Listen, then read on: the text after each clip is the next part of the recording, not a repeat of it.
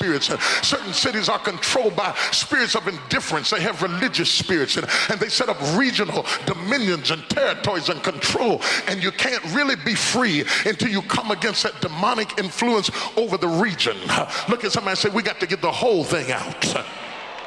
Let me remind you that when Jesus came to the tomb of Gadarenes and found a man possessed with the devil, and the Bible said that they got ready to cast the devils out, listen to what the demons said.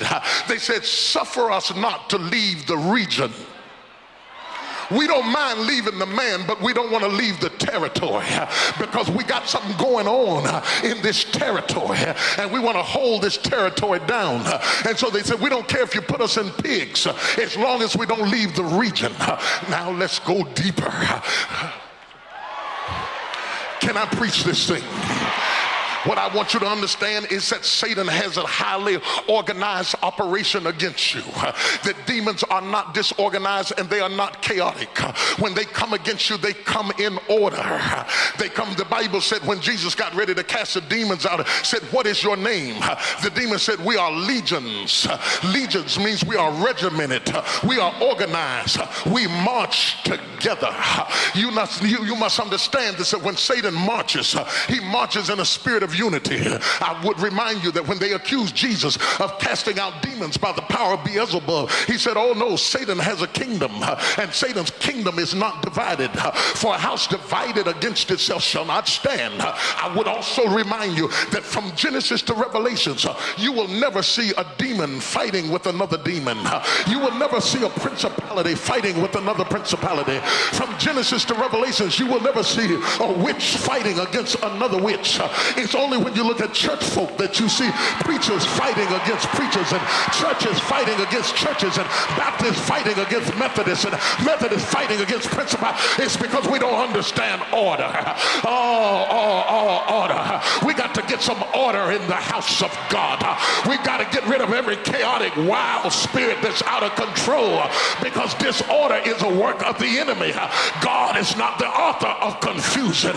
Let everything be done decently and in order. Such three people say, order in the house, order in the house, order. Get your rebellious hips out. We got to have order in this house. Whether the house is a church or whether the house is a house you live in, there has to come a point that you tell little Junior, if you're going to stay in this house, you got to get yourself together.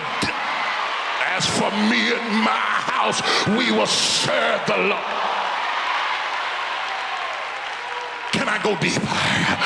Not only is the enemy after regions, he's after houses. When I say the enemy's after houses, I don't mean that he's just after your address. He's after everything born out of your loins.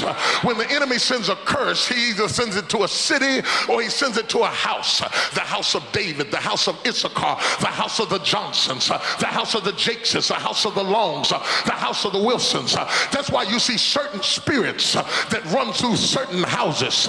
If you will look at your family tree closely, you will find that you are still fighting your grandmama's devil, your mama's devil. Grandma got a divorce, your mama got a divorce, all of your sisters got a divorce, and now your marriage is coming unglued. It's a spirit. Slap somebody and tell them it's a spirit. It's not about him having an affair. It's about a spirit that's come against your house. It's not about you making more money than him. It's a spirit that has come against your house. That's why you ought to be careful whose house you marry into, because some of you married into some spirits. You was happy till you got in that family. Now all hell is breaking loose because you married into a curse that was on that house.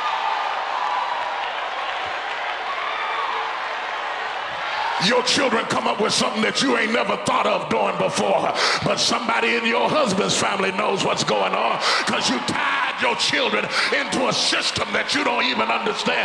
Now you got to deal with a Johnson demon, a Jackson demon, a Richardson demon. You don't even know how to minister to the child because ain't nobody in your house ever come up with no mess like this, but some kind of way you tied them into a God. Lord have mercy. Who am I preaching to in here today? I want to cite some examples so you can understand clearly. Rebecca was a trickster and a con artist. She was a racketeer. She was a deceitful woman. She lied and connived with her own husband, manipulating her own children. Her uncle Laban was a trickster, a con artist, a liar, and a whoremonger.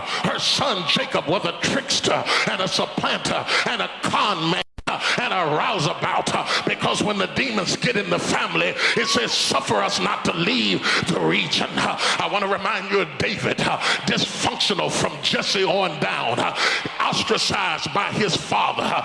David comes up, yes, he was anointed, but he was dysfunctional. He was a whoremonger. He had a lust spirit. He had a demon that he couldn't get rid of. It came in through the rejection of his father, and the enemy saw a door open. It planted a seed in his life. David had such a lust problem that when he was an old man, they threw a young woman in the bed, and when he didn't touch her, they said the king is dead.